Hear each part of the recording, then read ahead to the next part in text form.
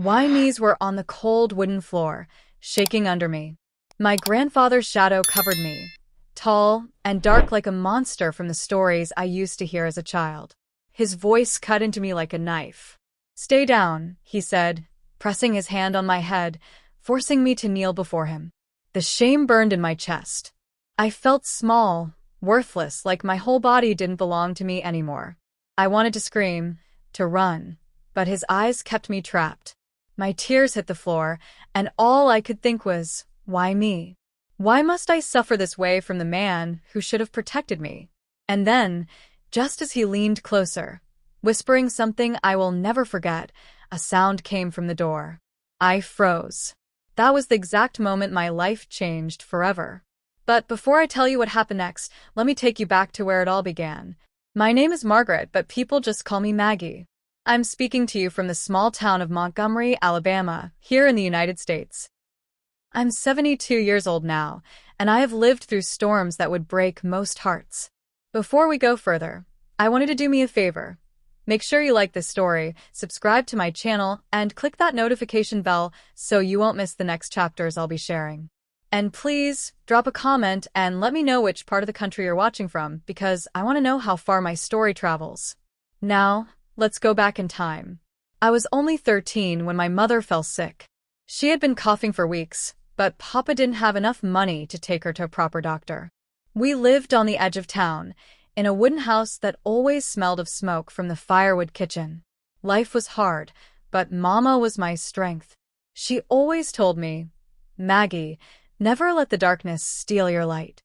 When Mama's illness got worse, Papa decided to send me to stay with his father, my grandfather, Henry.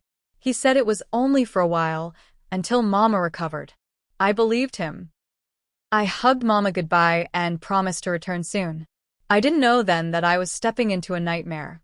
At first, my grandfather's house looked warm and safe. It was big, with a wide porch and tall oak trees around it. He welcomed me with a crooked smile, and his voice was heavy like thunder. "Come in, Maggie," he said. "I'll take good care of you."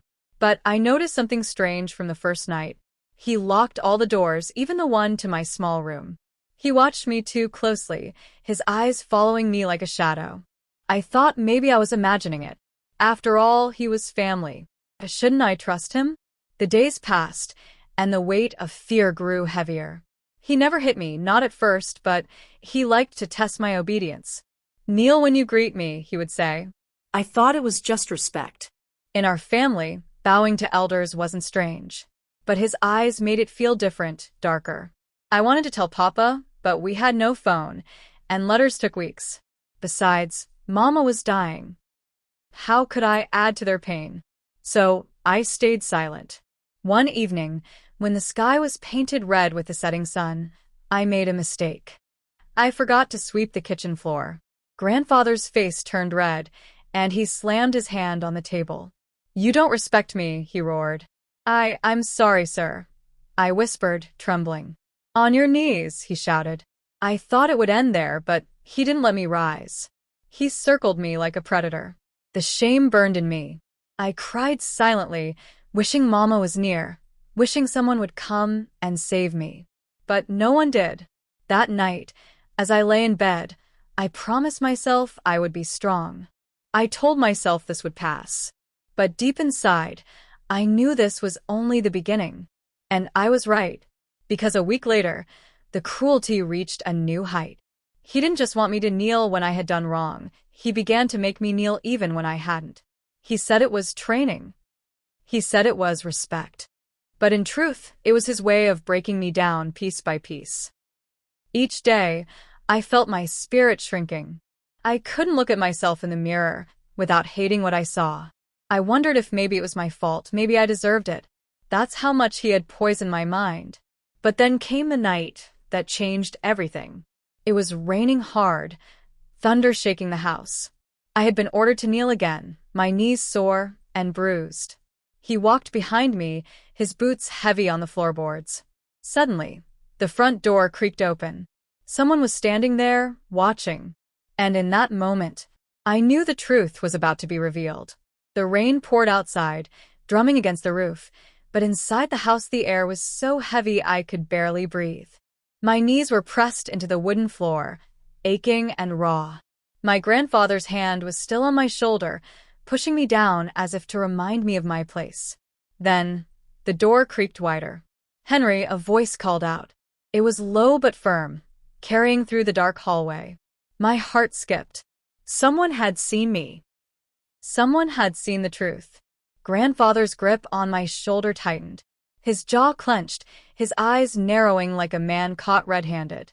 For a second I thought he might strike me. But then he forced a crooked smile onto his face. "Oh, you're early," he said, his tone suddenly sweet, almost kind. The figure stepped inside. It was Mr. Thomas, a neighbor from 2 farms down. He held a lantern, the warm glow casting long shadows across the room. His eyes landed on me, kneeling, trembling, tears streaking my face. "What's going on here?" Mr. Thomas asked, raising his brow. I opened my mouth, desperate to speak, but my grandfather's hand pressed harder, warning me. My lips trembled, and no words came out. Fear had chained my voice. Grandfather chuckled lightly, as if nothing were wrong. "Discipline," he said. "The girl is stubborn. Doesn't listen. I'm just teaching her manners." Mr. Thomas frowned. He didn't seem convinced. His eyes lingered on me a moment longer, then he sighed. "Well, don't be too hard on her. She's just a child." With that, he set the lantern on the table and left as quickly as he came, the door shutting behind him. The sound of his footsteps faded into the storm. The silence that followed was worse than thunder. My grandfather's hand lifted from my shoulder. Slowly, he crouched in front of me, his face so close I could smell the bitterness of his breath. "You almost ruined everything," he hissed. "If you ever open your mouth, if you ever let anyone know what happens here, you'll regret it. Do you understand?" I nodded, my whole body trembling. Inside, my heart was screaming. Why didn't I beg for help? Why didn't I run? But fear kept me silent. The days after that were darker than before. Grandfather no longer cared to hide his cruelty. He would make me kneel for hours, sometimes until my legs went numb. He mocked me when I cried. Weak, he called me. Good for nothing. I tried to remember Mama's words. Never let the darkness steal your light. But it was hard. My light felt like a candle flickering in the wind, ready to go out at any second. Still, a small spark of hope lived in me. I kept thinking of Mr. Thomas. He had seen me. Even if he didn't act then, maybe he suspected. Maybe he would come back. Maybe someone would believe me one day. But that hope nearly died one evening when things took a terrifying turn. I had just finished washing the dishes when Grandfather stormed into the kitchen, angry that his supper wasn't hot enough. He grabbed the pot and flung it across the room, stew splattering the walls. "Useless," he shouted, his face twisted with rage, red as fire. I froze, clutching the edge of the sink. My legs trembled. I thought he was going to hit me for the first time. Instead, he ordered, "On your knees. Right now." I obeyed, my body sinking onto the cold floor, my heart pounding like a drum. But this time was different. He didn't just leave me there. He reached for his belt, slowly, deliberately, and unbuckled it. The leather hissed as he pulled it free. My breath caught in my throat. And in that terrible moment, I knew what was coming next would be worse than anything I had faced before. The sound of the belt sliding through the loops of his trousers still haunts me. It was slow, deliberate, like he wanted me to hear every second of it.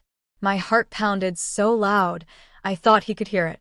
I was kneeling on the floor, my hands pressed together, my whole body shaking like a leaf caught in the wind. He stood over me, the belt dangling from his fist. His eyes were dark, colder than the storm outside. "You think you can make a fool of me?" he hissed. "You'll learn to obey." The first strike came fast.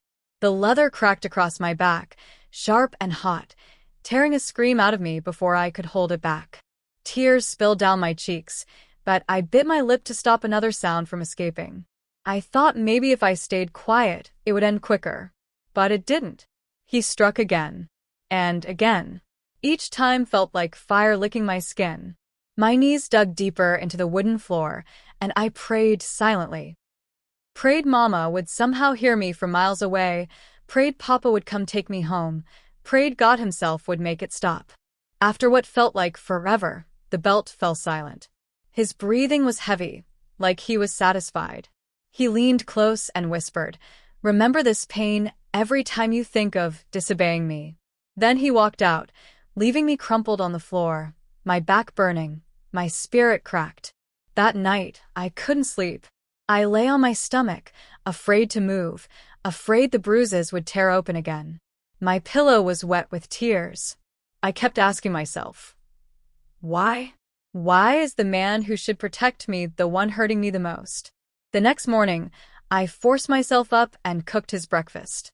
My hands shook so badly I almost dropped the pan. When he came to the table, he acted like nothing had happened. He ate, whistling softly, and didn't even look at me. That was the cruelest part, how he could hurt me so badly and then pretend I was invisible. Days turned into weeks. I learned to hide my pain.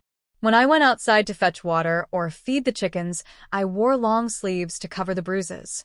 I smiled at the neighbors when they passed, even though inside I was screaming for someone to notice. But nobody did. And then came the Sunday. I thought everything might finally change. Grandfather told me we were going to church. It was the first time he'd taken me out since I arrived at his house. I felt a flicker of hope. Maybe, just maybe, I could tell the pastor or one of the kind women at church what was happening.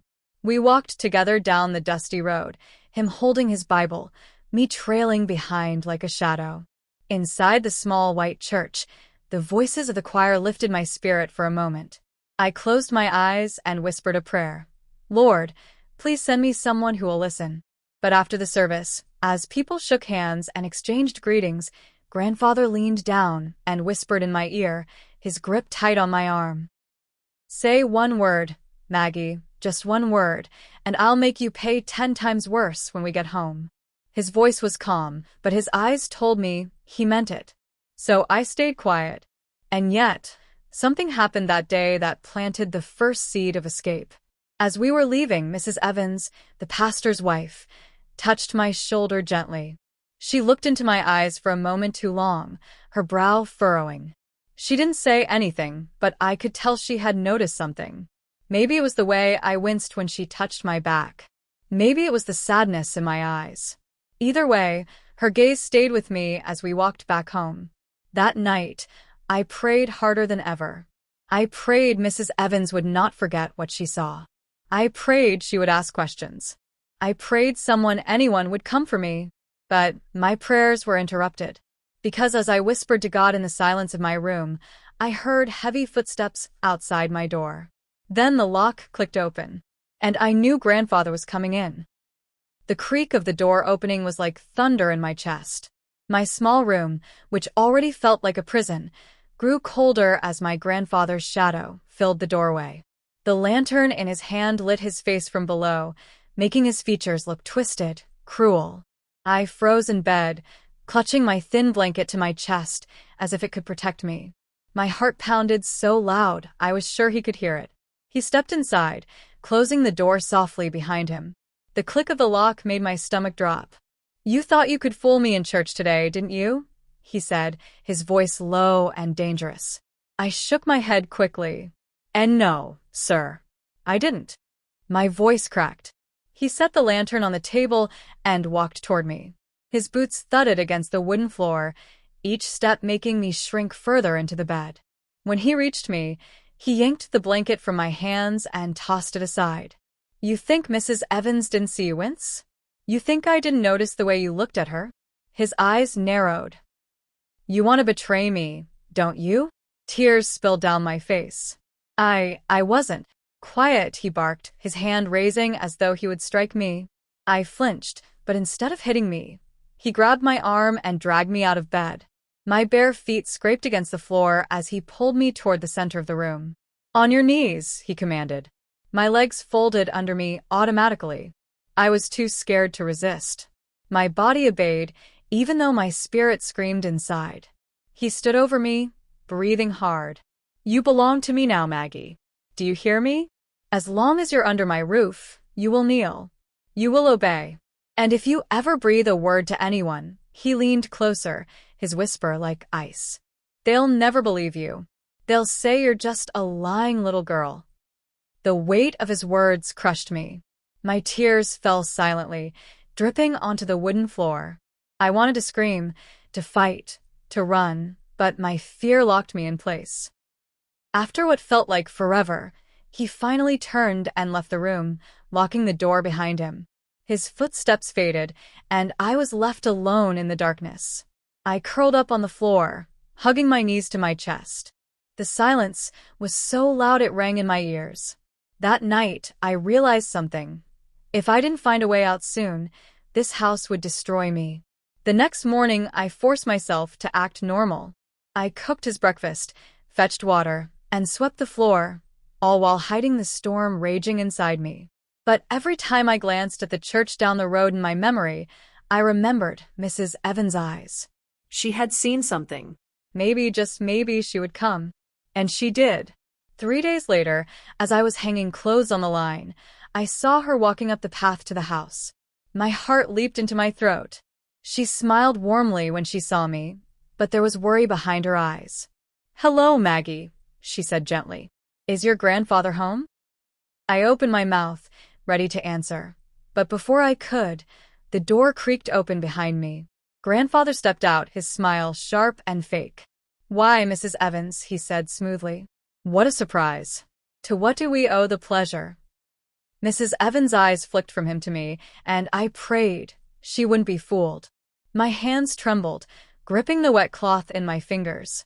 "Oh, I was just in the area," she said kindly. "Thought I'd stop by and check on Maggie." Grandfather's smile tightened. He stepped closer, his hand heavy on my shoulder. "She's just fine. Aren't you, Maggie?" His fingers dug into my skin. I nodded quickly, my throat dry. "Why, yes, sir. I'm fine." But Mrs. Evans didn't look convinced. She gave me one last searching look before finally saying, "Well, I'll see you at church then." She turned and walked away, her footsteps fading down the path. Grandfather's smile vanished the moment she was out of sight. He turned to me, his grip like iron. "You think you're clever, don't you?" He snarled. "Trying to get others to notice? I warned you, girl." He dragged me inside, slamming the door behind us. My heart hammered in my chest.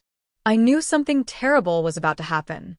And I was right, because this time, he didn't just make me kneel. He reached for the rope hanging by the back door. The sight of the rope in his hand made my stomach twist. It was rough and thick, the kind of rope we used to tie firewood or fasten sacks of corn. But in his grip, it looked like a weapon. "Please, Grandpa," I whispered, backing away toward the wall. My voice was shaking so badly, I barely recognized it. "I'll be good. I promise." He sneered. "You'll be more than good. You'll learn that you have no will of your own. Only mine." He grabbed my arms so hard it felt like my bones would snap, and before I could resist, he forced me down again. My knees hit the wooden floor, pain shooting through them like lightning. He tied the rope tightly around my wrists, binding them together in front of me. Then he looped the rope around the post of the old bed frame. "There," he said, tugging the knot hard. "Let's see how much you like kneeling now." I pulled at the rope desperately, but it only dug deeper into my skin. The rough fibers burned, leaving red marks on my wrists. My tears came fast, but I didn't let myself scream this time. I bit down on my lip until I tasted blood. I wouldn't give him the satisfaction of hearing me beg. Hours passed. My knees grew numb, my arms heavy from being tied. He left me there like a piece of furniture, coming back only to sneer or check that I hadn't freed myself. Hunger gnawed at my stomach, thirst dried my throat, but the worst pain was in my heart. Why is no one coming? Why can't anyone see? At night, when the house was quiet and he finally went to sleep, I prayed again. My voice was barely a whisper. "Lord, if you hear me, please send help. I can't do this alone. Please don't let me die here." The next morning, he untied me only to force me back into chores. My wrists throbbed, The rope burns raw and stinging with every movement. But something inside me shifted that day. I realized he wasn't just cruel, he was afraid. Why else would he tie me up? Why else would he silence me so violently? He knew if the truth ever came out, his reputation would shatter. That thought planted a seed of courage in me. If I could just find a way to speak, if I could just find the right person to listen, I could escape. And then a chance came.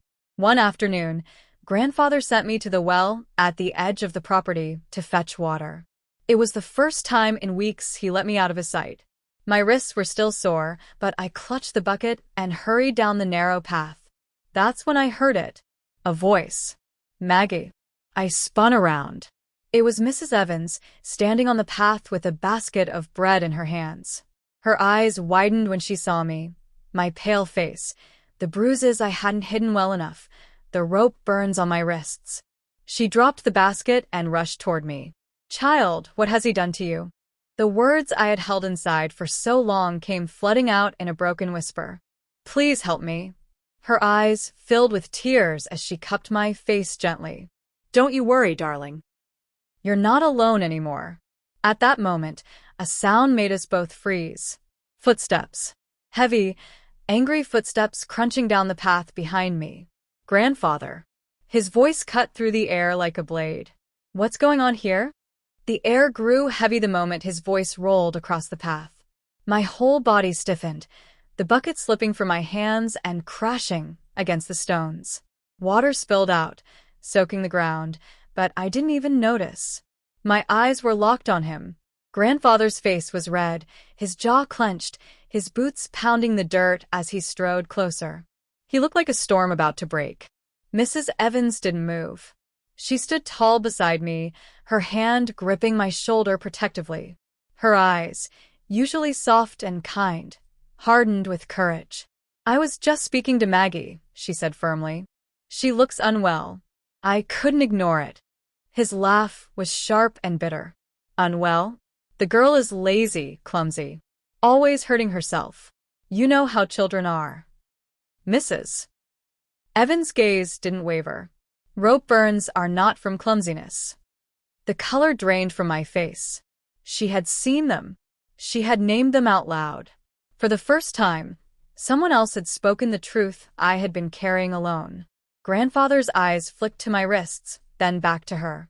His fake smile stretched across his face. You don't understand. Discipline is needed in this house. Maggie's father sent her to me, and I'll raise her as I see fit. Mrs. Evans stepped forward, shielding me with her body. Her voice was calm, but edged with steel. Discipline is not cruelty. And this child does not belong on her knees with rope digging into her skin. For a moment, I thought he might strike her. His fists curled, his chest heaved, and his eyes flashed with fury. The silence between them crackled like lightning waiting to strike. Go home, woman, he spat. Mind your own business. But Mrs. Evans didn't budge. Instead, she reached down and took my hand gently in hers. If she wants to come with me, I'll take her. My heart pounded so loudly, I thought it would burst. This was it. My chance. Grandfather's face twisted with rage. She isn't going anywhere. He lunged forward, grabbing my other arm with a force that made me cry out. His grip was like iron, pulling me back toward him. Mrs. Evans held on tightly, refusing to let go. Maggie, she whispered, her voice urgent. Do you want to stay here, or do you want to come with me? Tears blurred my vision. My voice shook, but the words finally broke free. I want to go with you. The moment the words left my mouth, Grandfather roared with anger. He yanked me harder, pulling me away from her. Mrs. Evans stumbled, but didn't let go. The tug-of-war between them tore at my arms, pain shooting through me. Let her go, Henry, Mrs. Evans shouted. He snarled like an animal. Over my dead body, the struggle grew fiercer. My body was caught between them, and I was terrified one of my arms would break. Just as I thought I couldn't take it anymore, a shout echoed from down the road. Henry, stop this at once. We all froze. It was Pastor Evans, striding toward us, his tall frame commanding, his voice booming with authority. His eyes burned with anger as he took in the scene, me crying, Mrs. Evans gripping one arm, and grandfather clutching the other. The ground beneath us seemed to shift. Everything I had feared, everything I had endured in silence, it was finally being dragged into the light. Grandfather's face paled, but he didn't let go. His voice was low and dangerous. "This is family business, Pastor. Stay out of it." But Pastor Evans wasn't backing down. He pointed at me, his voice ringing out like a hammer on steel. "No child deserves this. Let her go." Grandfather's hand trembled on my arm, his jaw working furiously, as if he was deciding whether to fight or yield. And then, slowly, his grip began to tighten instead of loosen. Grandfather's grip tightened so painfully on my arm that I cried out, my knees buckling under the force. His eyes were wild, desperate, like a cornered animal. I had seen anger in him before, but never like this. Pastor Evans quickened his pace, his long strides eating the distance between us. His voice thundered again, this time sharper. "Henry, release that child. Now." But grandfather only pulled me closer against his chest, his breath hot and ragged. "She's mine," he barked. "Her father gave her to me. You have no right to take what's mine." Mrs. Evans' hand was still locked onto me, her knuckles white, refusing to surrender. "She is not a thing to own," she snapped. "She's a child. A human being." The struggle pulled me so hard that I thought my shoulders would rip apart. Pain shot through me like fire, and my tears came in torrents. "Please stop," I screamed, but neither of them released me. Pastor Evans finally reached us. With one swift movement, he shoved himself between grandfather and me, his strong hands prying grandfather's fingers off my arm. For a brief moment, grandfather resisted, his face twisted with rage. But Pastor was stronger, and with one final pull, I was wrenched free into Mrs. Evans' embrace. Grandfather stumbled back, his chest heaving, his fists trembling. His eyes darted between the pastor and his wife, fury and humiliation burning in them. "You'll regret this," he spat. His voice was low, poisonous. "Both of you, and so will she." Pastor Evans stepped forward, his broad shoulders blocking grandfather's path. "Threaten us again, and you'll answer not just to me, but to the whole town. You hear me, Henry?" For the first time, I saw fear flash in my grandfather's eyes. It was quick, like a shadow passing over his face, but it was there. Still, his pride didn't let him back down. He turned sharply, storming up the path toward the house, his boots pounding against the earth like drums of war. I collapsed against Mrs. Evans, sobbing uncontrollably. She held me close, her voice soothing in my ear. "It's all right now, darling. You're safe. You're safe." But even as her words wrapped around me, I knew it wasn't over. Grandfather wasn't the kind of man to let things go. His threat still rang in my ears. "You'll regret this." Pastor Evans looked down at me with gentle eyes. "Maggie, would you like to come home with us tonight?" I nodded, unable to speak through my tears. My heart was pounding, but for the first time in months, a sliver of hope broke through the darkness. Maybe, just maybe, I had finally found a way out. But as we started down the road toward the Evans house, I glanced back. Grandfather stood on the porch of his house, his figure dark against the fading sun. His arms were crossed, and even from a distance, I could feel his eyes burning into me. And I knew this battle was far from over. This battle was far from over. Because men like my grandfather don't give up. They come back stronger, meaner, more dangerous. That night, as I lay in a real bed in the Evans home for the first time, I couldn't shake the dread that settled in my chest. And I was right not to, because the very next morning, before the rooster even crowed, a violent pounding shook the Evans front door. The pounding on the Evans front door rattled the whole house. It was still dark outside, the faintest gray light creeping through the curtains. My heart leapt into my throat, and I shot upright in bed, clutching the blanket like a shield. I already knew who it was. Mrs. Evans hurried into my room, her robe tied tightly around her waist. Stay here, she whispered urgently, pressing a finger to her lips. Don't come out, no matter what you hear.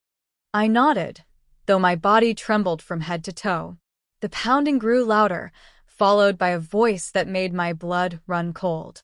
Open this door. Do you hear me? Open it now. Grandfather.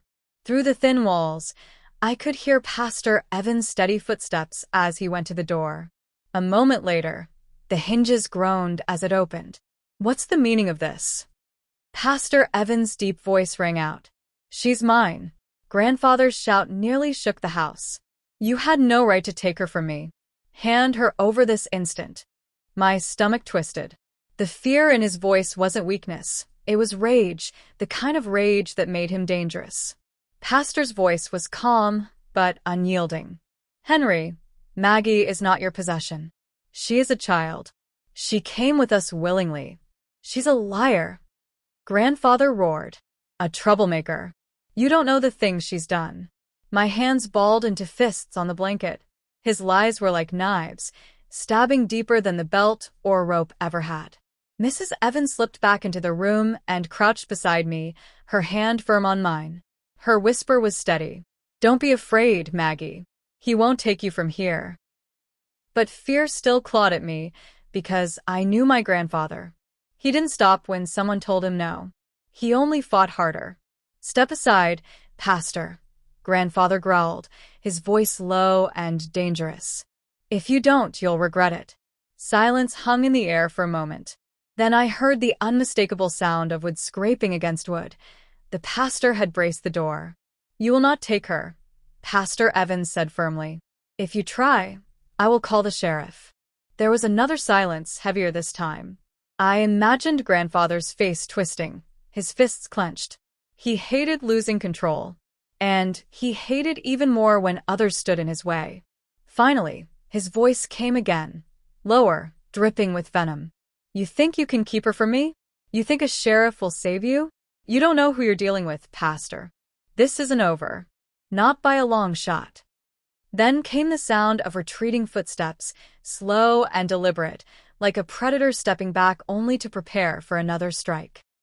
The door rattled once more as he slammed it shut behind him. The Evans house fell quiet again. Too quiet. Mrs. Evans pulled me into her arms, rocking me gently. He can't hurt you here, she murmured. Not while we're alive.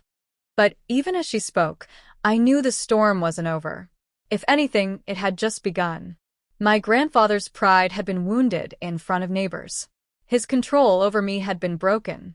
And a man like him would never let that go. That night, I lay awake, staring at the ceiling, listening to every creak and groan of the house. My chest tightened with dread. I knew he would come back. The only question was when and how far he would go. And when the answer came, it was worse than anything I could have imagined. Because 2 nights later, long after everyone had gone to bed, I woke to the smell of smoke. The smell of smoke pulled me out of sleep like a slap to the face. My eyes shot open, and for a moment I thought I was dreaming. But then I saw the flicker of orange light dancing on the walls. My chest tightened. This wasn't a dream. Fire. I screamed, my voice raw with terror. Mrs. Evans burst into my room almost instantly, her nightgown flowing, her eyes wide with panic. She grabbed my arm. Come on, Maggie. Out now. We rushed into the hallway, smoke curling thick around us. Pastor Evans was already at the front door, trying to force it open, but flames were licking at the edges, blocking the way. It's the back door, he shouted. Go, hurry. We stumbled through the kitchen, the heat growing more intense with every step. The wooden beams overhead crackled and groaned. My lungs burned with every breath, and tears streamed from my stinging eyes. When we finally reached the back door, Pastor Evans flung it open, and cool night air rushed in. We tumbled out into the yard, coughing and gasping. I looked back just in time to see the flames spreading wildly, devouring the Evans home. My heart sank into my stomach. No, iuis parat. No, no, no. Mrs. Evans pulled me close, shielding me as the fire roared higher. It's all right, Maggie. We're alive. That's what matters. But deep down, I knew this wasn't an accident. My grandfather's threat still echoed in my ears. You'll regret this. Not by a long shot. Neighbors soon came running, carrying buckets, shouting for water, trying desperately to fight the fire. But the flames were too strong, too hungry. By morning, the Evans home was nothing but charred ruins. We sat together on a neighbor's porch, wrapped in blankets, watching the smoke curl into the pale dawn sky. Mrs. Evans' face was streaked with soot, her eyes red from both the smoke and her tears. Pastor Evans sat beside her, his jaw tight, his fists clenched. This was no accident, he said grimly. Henry did this. My body shook. Guilt gnawed at me like teeth. It's my fault, I whispered. If I hadn't come here, your house would still be standing. Mrs. Evans immediately turned to me, cupping my face in her soot-stained hands. Don't you ever say that again, Maggie. This isn't your fault. It's his. Only his. Her words warmed me for a moment, but fear still clung to me like the smoke in my hair. If my grandfather was willing to burn down a house, what else was he capable of? Later that day, the sheriff came. He was a tall man with a stern face, wearing a badge that glinted in the sun. He asked questions, took notes, and finally turned to Pastor Evans. We'll investigate. If Henry is behind this, he'll answer for it. But the way he said it made my stomach churn. He didn't sound convinced. I knew my grandfather. He was clever, respected by many in town. He knew how to smile, how to charm, how to twist the truth until everyone believed him. What if the sheriff couldn't see the monster beneath the mask? That night, the Evans stayed with a kind family from church. They gave me a small cot to sleep on, but I couldn't close my eyes. Every time I drifted off, I saw flames swallowing me whole. And worse, I saw my grandfather's face in the fire, smiling. The next morning, as the town buzzed about the fire, word spread quickly. Some whispered that it was an accident. Others quietly said Henry must have done it. But there was no proof. No one had seen him near the house. That afternoon, as we walked through town on our way to church, people glanced at me, whispering behind their hands. I felt their eyes on my bruises, my wrists, my frightened face. And then, at the far end of the street, I saw him. Grandfather. He stood tall, his Sunday coat clean and pressed, a smile playing on his lips as though nothing had happened. His eyes met mine, and for just a second, his smile widened, dark, knowing. My breath caught in my throat, because I knew in that moment he wasn't finished. And the next move he made would be far more dangerous than fire. The church bells rang out across the town, calling people to worship, but all I could hear was the pounding of my own heartbeat. My eyes stayed locked on him, my grandfather, standing at the far end of the street as though nothing had happened. His smile wasn't warm, it wasn't friendly. It was a silent threat meant only for me. Mrs. Evans noticed my trembling and followed my gaze. Her face hardened when she saw him. She quickly pulled me closer, shielding me with her arm. Ignore him, Maggie. Stay close. But I couldn't ignore him. His stare burned holes into me all the way up the church steps. Inside, the air was filled with hymns and prayers, but I couldn't focus. My mind kept replaying the fire, the smoke, the roar of flames eating the Evans home. My grandfather sat across the aisle, perfectly still, his Bible in hand. He even sang the hymns with his deep voice, like he was the most faithful man in town. And everyone believed it. Everyone except me. After the service, as people filed out shaking hands, he approached us. My legs stiffened as his shadow fell over me. Well, he said smoothly, tipping his hat at the Evans couple, I see you're still meddling in my family's affairs. Pastor Evans squared his shoulders. Protecting a child is not meddling, Henry. It's doing what's right. My grandfather's eyes flicked to me, sharp as daggers. The girl belongs with her blood, not with strangers. Before Pastor could answer, Mrs. Evans spoke, her voice calm but firm. Blood doesn't make family. Love does. And you've given her nothing but pain. A muscle in grandfather's jaw twitched. His eyes narrowed, but his smile never faltered. He leaned close, his voice low enough that only I could hear. You think you're safe? You think they can keep you from me? Watch what happens next. My blood ran cold. That night, I lay awake in the borrowed bed at the Kind family's home. The Evans were asleep down the hall, but I couldn't close my eyes. His words echoed in my head, heavy as chains. Watch what happens next. And I didn't have to wait long to find out. The very next morning, the sheriff came knocking at the Evans' temporary home. His face was grim as he removed his hat and stepped inside. Henry came to me last night, he said slowly, his eyes scanning the room. He's filed a formal complaint. Says you've stolen his granddaughter. Says you're poisoning her mind against him. Mrs. Evans gasped. That's a lie. Pastor Evans' voice was steady but hard. Sheriff, you've seen the bruises yourself. You saw the rope marks. You know she's not lying. The sheriff sighed, rubbing the back of his neck. I believe the girl's been hurt. But without proof, it's his word against yours. And Henry's a respected man in this town. My stomach dropped. Proof. That's what they needed. Proof of what he had done. But all my scars, all my pain, all the nights on my knees, they weren't enough? The sheriff looked at me finally, his eyes softening. Maggie, if you want to stay here, you'll have to speak. You'll have to tell me everything, straight from your mouth. Otherwise, he hesitated. I'll have no choice but to return you to him. The room spun. Return me? Back to my grandfather? Back to the rope, the belt, the fire in his eyes? My throat closed up. Fear clawed at me, but deep inside, a voice whispered, this is your chance. If you don't speak now, you may never escape. I swallowed hard, staring at the sheriff, my voice trembling as I tried to form the words. And just as I opened my mouth, the front door slammed open with a crash. And there he was, grandfather, standing in the doorway with two men from town at his side. His smile was wide, his eyes glittering with victory. I've come to take back what's mine, he said. The room froze. Pastor Evans stepped protectively in front of me, his hand out as if to shield me from the storm that had just walked in. Mrs. Evans gasped, clutching at her chest, but she didn't back away either. The sheriff stood, caught between his duty and the authority Henry seemed to command just by walking into a room. My grandfather's voice was calm, almost sweet, but every syllable dripped with venom. Sheriff, you know the law. She's my granddaughter. She belongs with me.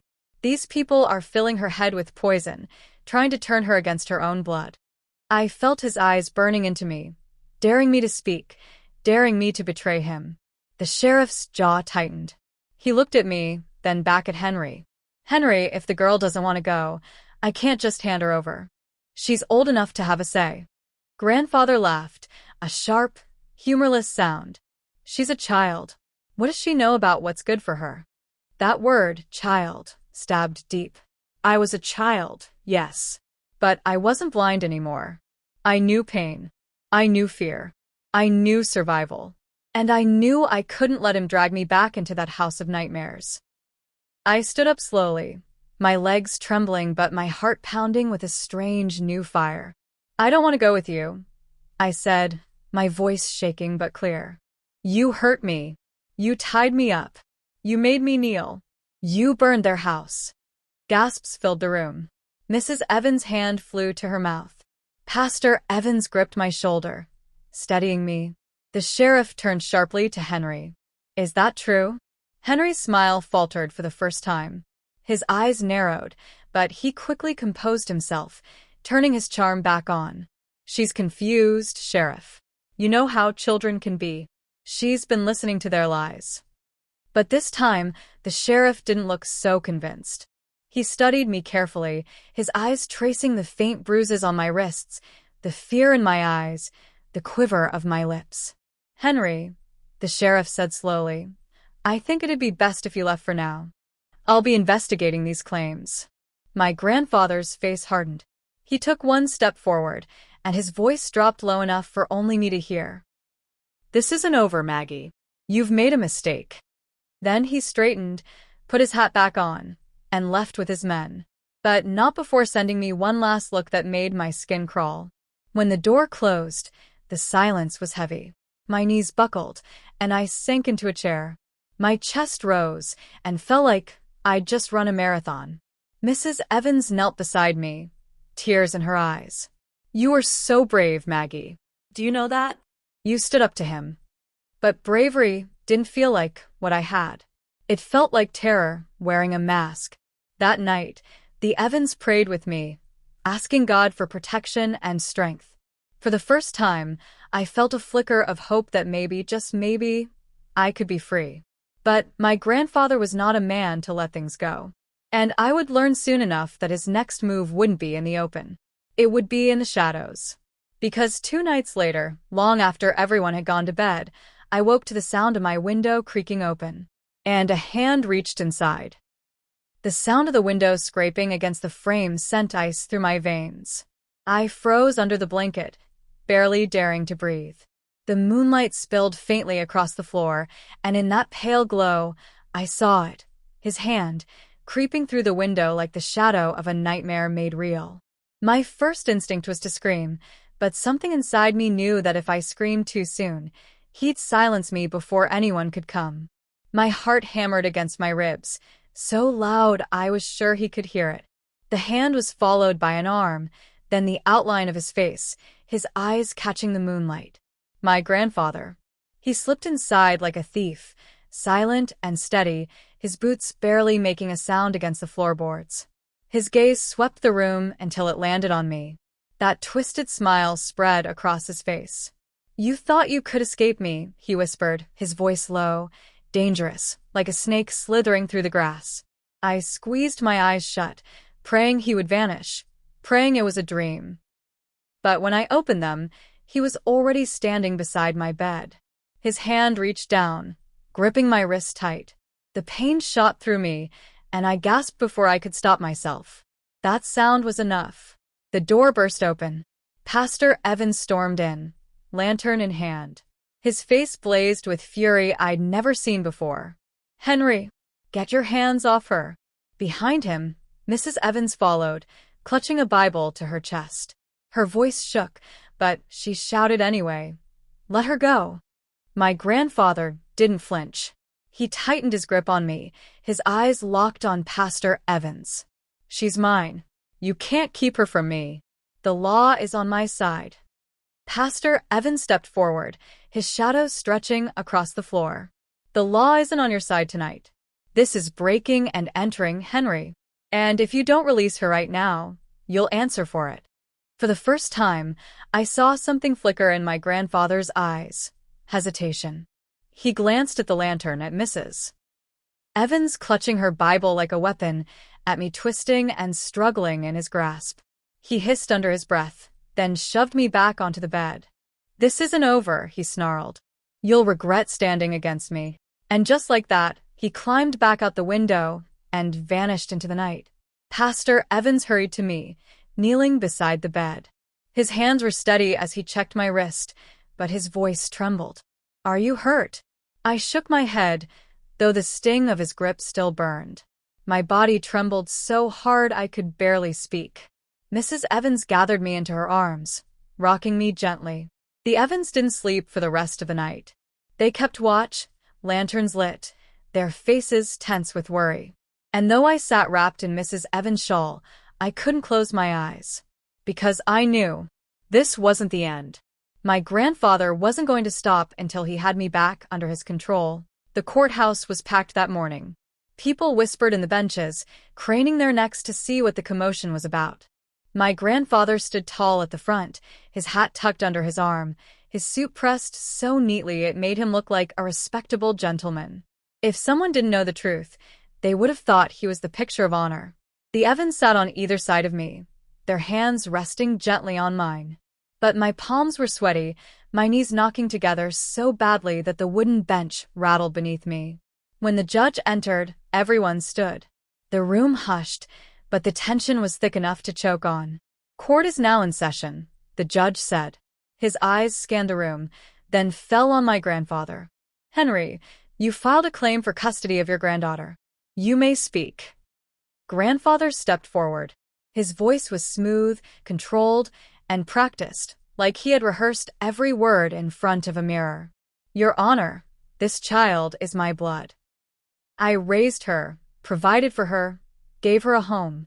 These people, he pointed toward the Evans, have poisoned her mind against me. They've turned her into a weapon to shame me, but I am her rightful guardian. The law is clear on this. A murmur of agreement rippled through the crowd. My stomach dropped. The judge nodded, then turned toward Pastor Evans. And your response? Pastor Evans stood, his voice steady, but charged with emotion. Your Honor, this man does not care for the child. He abuses her.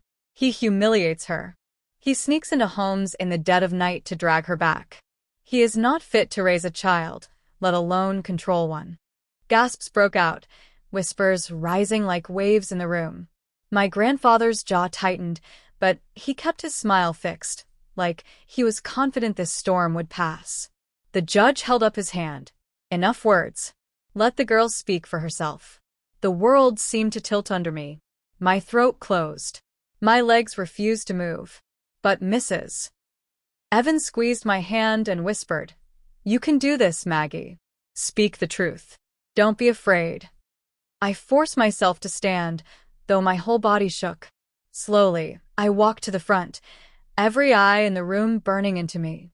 My grandfather's gaze cut like a knife, daring me to stay silent. The judge leaned forward. Maggie, do you wish to live with your grandfather? I swallowed hard. My voice trembled, but it carried. No, sir. I don't. A hush fell over the room. The judge tilted his head. And why not? I looked at my grandfather. His smile faltered just slightly. And then, with all the courage I could gather, I spoke. Because he made me kneel before him. Because he tied me to a chair. Because he hurt me when no one was watching. Because he sneaked into the Evans house last night through the window to take me away. Gasps erupted louder this time, filling the courthouse like thunder. Some people covered their mouths. Others turned to look at my grandfather in disbelief. The judge's face hardened. Is this true, Henry? For the first time, my grandfather stammered. She's lying. They told her to say this. She's just a child.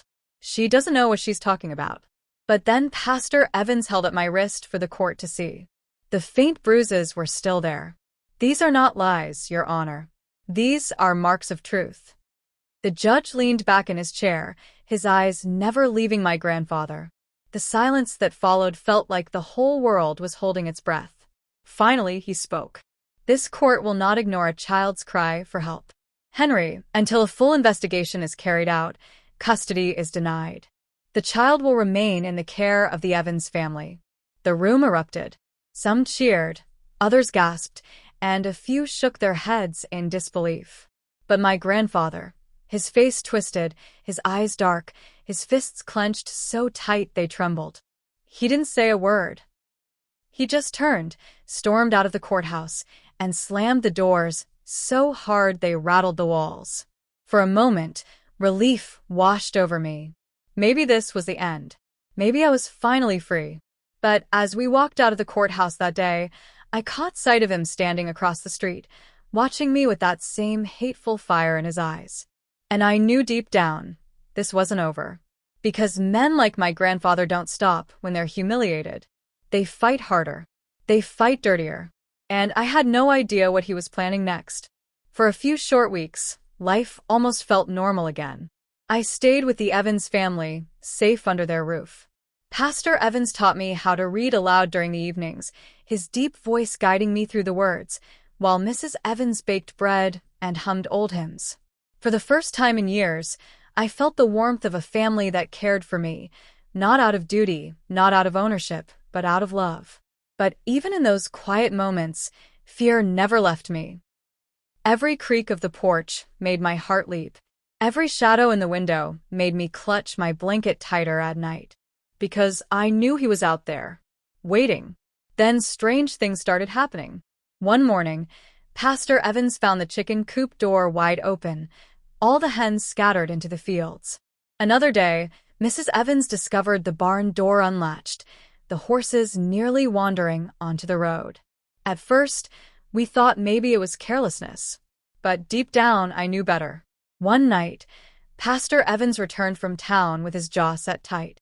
He didn't speak during supper, barely touched his food. Finally, when the dishes were cleared, he looked at me across the table. "Maggie," he said quietly, "your grandfather has been spreading lies. He's telling people you made everything up, that the bruises were staged, that you're an ungrateful child who wants attention."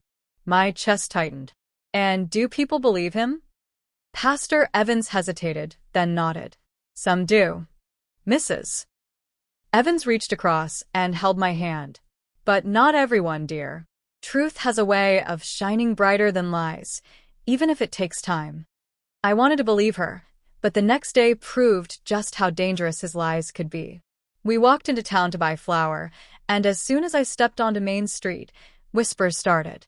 A woman tugged her daughter closer when I passed. Two men muttered under their breath, loud enough for me to hear. "That's the girl who made up stories about her own kin." I lowered my head, my cheeks burning. The Evans tried to shield me, but the damage was done. My grandfather was turning the whole town against me.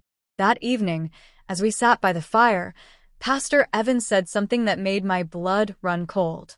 "He won't stop until he gets what he wants, Maggie.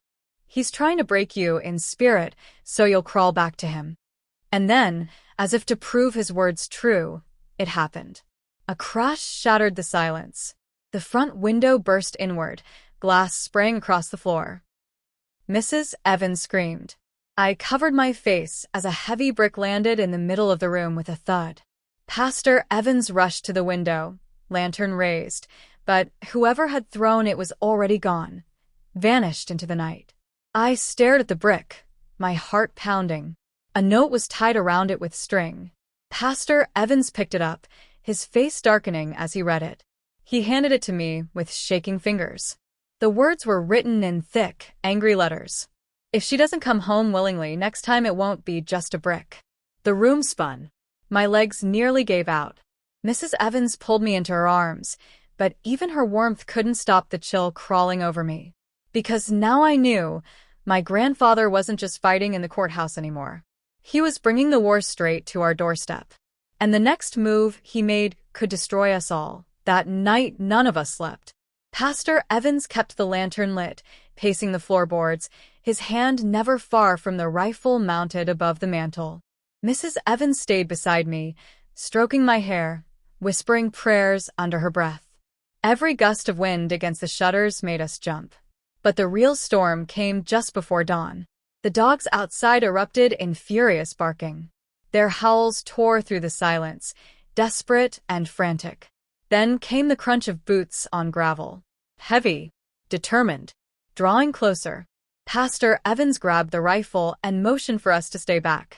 My heart hammered in my chest as the front door rattled. The lock strained under a sudden shove. Then another. And then, crack. The door burst open, splintering off its hinges. And there he was, my grandfather. His face was wild, hair unkempt, eyes blazing with rage I had never seen before. In his hand he held a thick wooden stick, raised high as if he were ready to strike. "You think you can hide her from me?" he bellowed, spit flying from his mouth. "She's mine, blood of my blood, and no preacher or woman can keep her away." Mrs. Evans screamed, pulling me behind her. Pastor Evans leveled the rifle at him, his voice steady, though his hands trembled. "Henry, stop right there.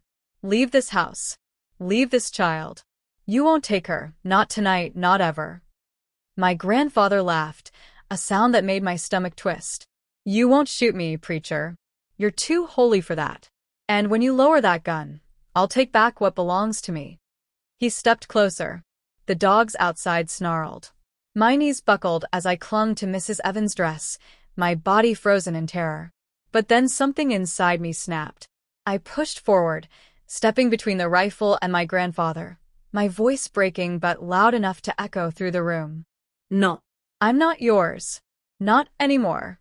You made me kneel before you. You hurt me. You shamed me. You broke me, but you'll never own me again." The room went silent. Even my grandfather faltered for a second, his eyes flickering with something I'd never seen before, shock. And then, from outside, came the sound of galloping hooves and shouts. The sheriff's men burst into the doorway, rifles raised, lanterns cutting through the darkness. "Henry," the sheriff barked. "Drop the weapon." My grandfather spun toward them, his stick still raised. For a heartbeat, it looked like he might swing. But then, with a guttural roar, he dropped it and fell to his knees, his hands trembling as the deputies swarmed him. They bound his wrists, hauling him to his feet as he cursed and spat, his voice cracking with fury. "This isn't over, Maggie. You hear me? This isn't over." But even as he shouted, his words sounded hollow, powerless, because for the first time he wasn't the one in control. The sheriff tipped his hat to Pastor Evans. "We'll see to it he's locked away where he can't hurt her again." When they dragged him out into the night, the silence he left behind felt like the first breath after nearly drowning. Mrs. Evans knelt and wrapped me in her arms. Pastor Evans set the rifle aside and placed his hand on my shoulder, his eyes shining with tears. And in that moment I knew the battle was over. But the scars he left behind, those would take time to heal. I looked into the flickering firelight and whispered to myself, almost like a promise. I am not broken. I am not what he made me. I am free. And to everyone watching this story now, let me leave you with this. Never stay silent when someone hurts you. Speak, even if your voice shakes. Seek help, even if you think no one will believe you. Because freedom always begins with the truth. Thank you for listening to my story. Don't forget to like, subscribe, and click the notification bell for more powerful stories like this. And before you go, tell me, what part of the country are you watching from? I'd love to know.